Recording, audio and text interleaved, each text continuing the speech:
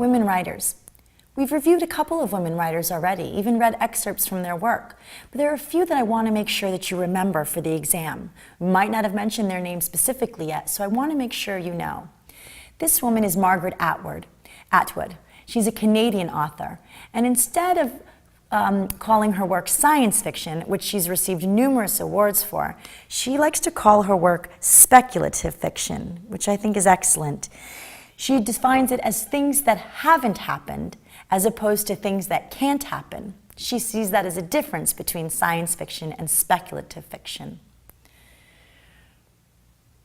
Christina Rossetti was an author of the Pre-Raphaelite movement, founded by her brother Dante Rossetti. She wrote the poem in an artist studio, and like all of her other poems, they were only published after her death, which was the case with a lot of women writers in the pre-modern era.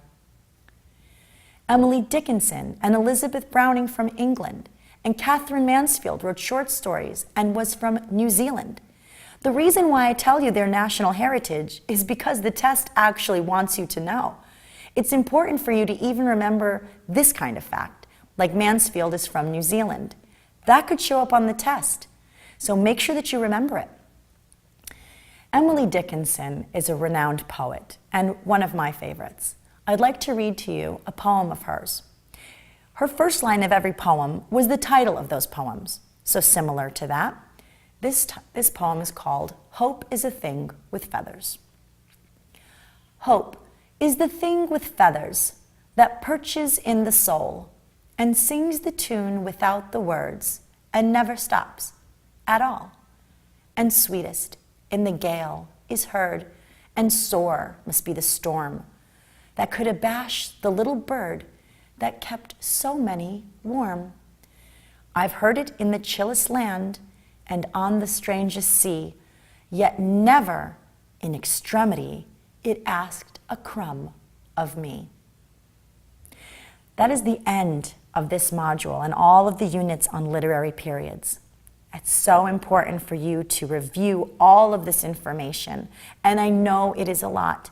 But take your time and remember to take physical notes. It's so important to write down what you're learning and even any questions that you have so you can go back and answer them for yourself. It won't be possible to memorize all of the works in your head, but by reading them all, you will be able to at least memorize the plot summaries, the characters, and the facts of the story. And through these literary periods, I hope that you've been able to discern the differences and the ways that the environment and the changes in the world affected artists and writers. That's the end of our unit. So I'd like you to see what you got correct so far. Take the study questions at the end of this one.